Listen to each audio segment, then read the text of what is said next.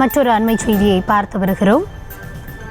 பதவி உயர்வை பறிப்பதாக கூறி அரசாணை எண் 243 அகற்றக் கோரி ஆசிரியர்கள் தொடர்ந்து 3வது நாளாக போராட்டத்தில் ஈடுபட்டு வருகிறார்கள். இடைநிலை ஆசிரியர்கள் 3வது நாளாக டிபிஐ வளாகத்தை முற்றுகையிட முயன்றபோது அவர்கள் கைது செய்யப்பட்டிருக்கிறார்கள். இது குறித்த விரிவான விவரங்களோடு இணைகிறார் எம்முடைய செய்தியாளர் காண்டிபன். தொடர்ந்து 3வது நாளாக இந்த போராட்டமானது நீடிக்கிறது. தொடர்ந்து கைது நடவடிக்கையும் தொடர்ந்து கொண்டே இருக்கிறது. விரிவான விவரங்கள் என்ன? கௌதமி, 3வது நாளாக இடைநிலை ஆசிரியர்கள் தங்களுடைய முற்றுகை போராட்டத்தை டிபிஐ அலுவலகத்தை நோக்கி படையெடுத்து வந்து கொண்டிருக்கிறார்கள். ஏறக்குறைய தற்போது டிபிஐ வளாகத்தை சுற்றி ஒரு போர்க்களம் போல் சூழ்ந்திருக்கிறது என்றுதான் சொல்ல வேண்டும். ஏற்கனவே முதல் நாள் முற்றுகை போராட்டம், இவங்களுடைய போராட்டத்தோட முக்கியமான நோக்கம் நம்ம பார்ப்போம்.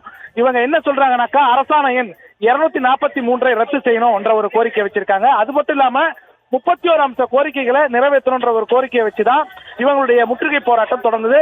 தொடர் முற்றுகை போராட்டமாக 3 நாட்கள் நடைபெறும் அறிவிச்சிருந்தாங்க. முதல் நாள் முற்றுகை போராட்டத்தில் பாத்தீங்கன்னா சுமார் 1200 பேர் கைது செய்யப்பட்டார்கள். அதாவது டிபிஐ அலுவலகத்தில் முற்றுகை பண்ணி எங்களுடைய கோரிக்கைகள் நிறைவேற்றணுன்ற எண்ணத்தோட தான் முற்றுகையிட வந்தார்கள் இடைநிலை ஆசிரியர்கள்.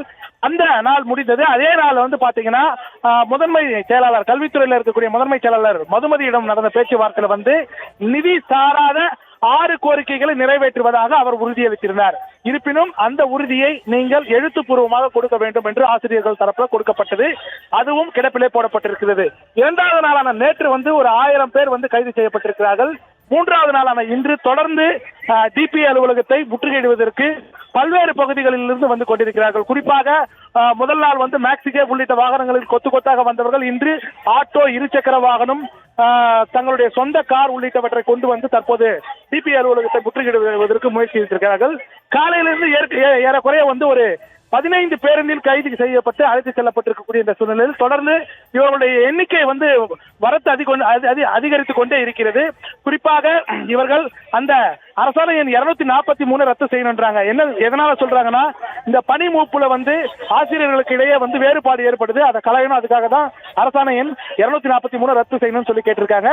இந்த 31 அம்ச கோரிக்கைகளை பாத்தீங்கன்னா, டிபிஎஸ் பழைய ஓய்வூதிய திட்டத்தை ரத்து செய்யணும், புதிய ஓய்வூதிய திட்டத்தை ரத்து செய்யணும், பழைய ஓய்வூதிய திட்டத்தை கொண்டு வரணும் அப்படிங்கிற ஒரு கோரிக்கை வச்சிருக்காங்க.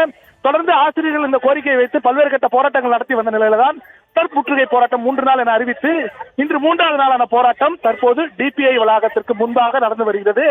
ஏற்கனவே முன்னெச்சரிக்கை நடவடிக்கையாக டிபிஐ வளாகத்தை சுற்றிலும் சுமார் 500 போலீசார் பாதுகாப்பு பணியில ஈடுபட்டுக் கொண்டிருக்கிறார்கள்.